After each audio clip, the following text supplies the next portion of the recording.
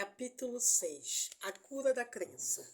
Como reescrever seu código da realidade. A nova maneira de ver as coisas envolverá um salto imaginativo que nos deixará perplexos. John S. Bell, 1928-1990, físico quântico. Vejo minha vida como o desdobramento de um conjunto de oportunidades a serem despertadas. Ram Dass, 1931-2019, filósofo. Em 1986, assisti a um concerto em Boulder, no Colorado, e a atração principal era um homem que mudou minha vida.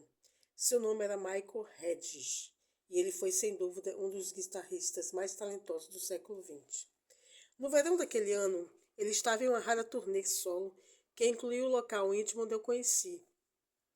Em vez dos habituais lugares para concertos em um enorme estádio, onde o artista se parece com uma manchinha em um palco distante, Michael escolheu tocar em um casual ambiente de restaurante. Mesas de pedestal foram organizadas em torno do palco e ninguém estava a mais do que alguns metros de distância da performance. Todos no local podiam ver tudo e ver muito bem. Michael simplesmente entrou no palco e com um pouco mais de um "Olá, sou Michael Hedges", algo extraordinário começou a acontecer. De repente, suas mãos estavam fazendo movimentos que em toda a minha vida nunca vi um guitarrista fazer.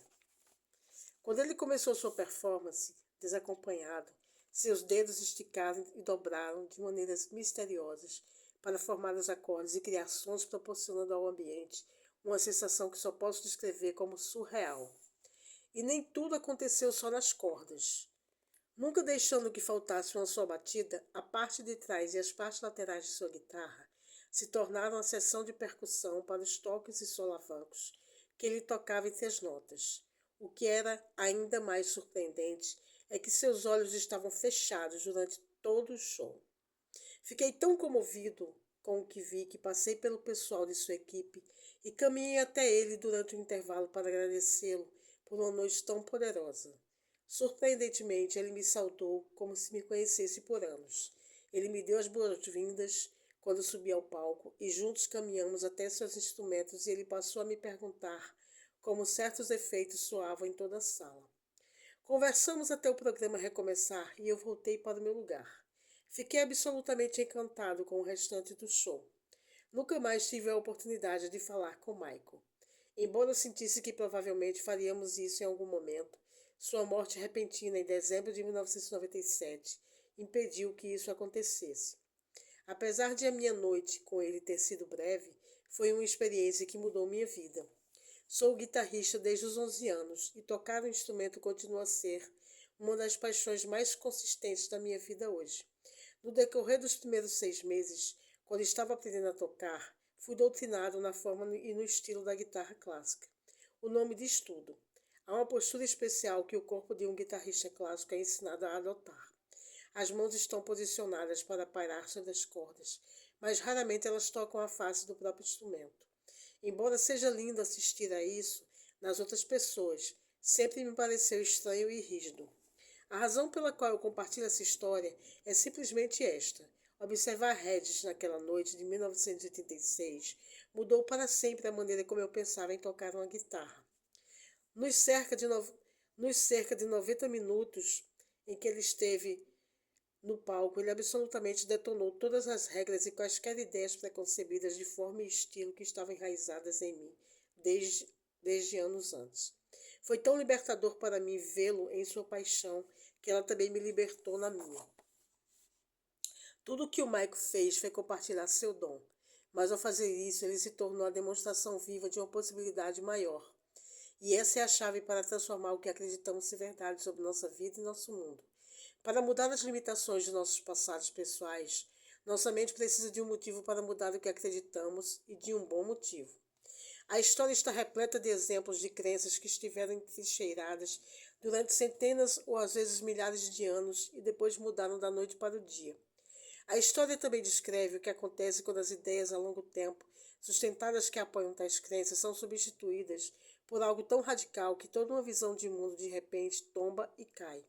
Às vezes, as mudanças são pequenas e aparentemente insignificantes, como assistir a um guitarrista durante 90 minutos no palco. Ocasionalmente, elas são tão grandes que transformam para sempre a maneira como pensamos sobre nós mesmos e o universo.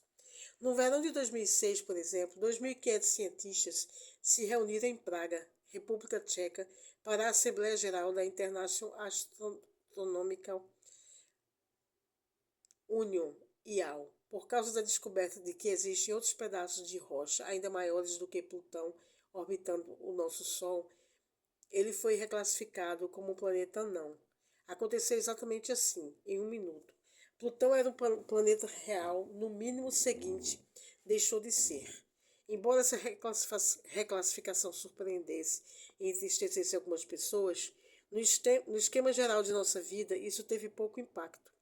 Além do fato de que, em toda a astronomia, livros escritos antes de 2006 agora se tornaram obsoletos, a nova designação de Plutão provavelmente não abalou realmente o mundo de ninguém. Em 1513, no entanto, outra descoberta astronômica nos alertou de um único fato que mudou para sempre nossa visão do universo e, em última análise, a nós mesmos. Foi nesse ano que Nicolau Copérnico, um advogado que estudava astronomia no seu tempo livre, realizou cálculos comprovando que o Sol, e não a Terra, é o centro do nosso sistema solar. Embora a ideia tenha sido proposta mais de 1.700 anos antes pelo astrônomo grego Aristarco de Samos, foi considerada tão ultrajante que os filósofos e astrônomos de seu tempo criaram razões para desacreditar o que ele descobrira. Esse é um exemplo de uma crença que efetivamente mudou nossa vida e assim o fez de uma maneira que continua até hoje.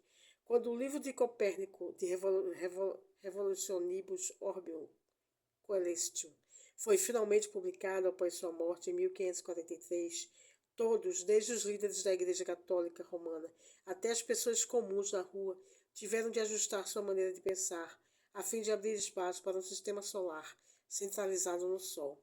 Até mesmo essa expressão faz parte da mudança ocorrida. Como Michael Hedges, tudo que Copérnico fez foi compartilhar seu conhecimento. A chave em ambos os casos é o fato de que a crença em relação a uma maneira estabelecida de ver as coisas mudou, aparentemente da noite para o dia, e isso foi feito por meio da demonstração indiscutível de outra possibilidade. Reescrevendo o nosso código da realidade. Na virada do século XIX, um grande filósofo afirmou: o mundo que vemos e que parece tão insano é o resultado de um sistema de crença que não está funcionando. Embora isso soe como algo que esperaríamos ouvir de um ensinamento de autoajuda, no alvorecer do nosso milênio, foi realmente proferida por William James no fim do século XIX. Em apenas algumas palavras que são tão significativas para as mudanças que vemos hoje, como eram para aquelas que ocorreram durante sua época, James sugeriu o tema e a intenção deste livro.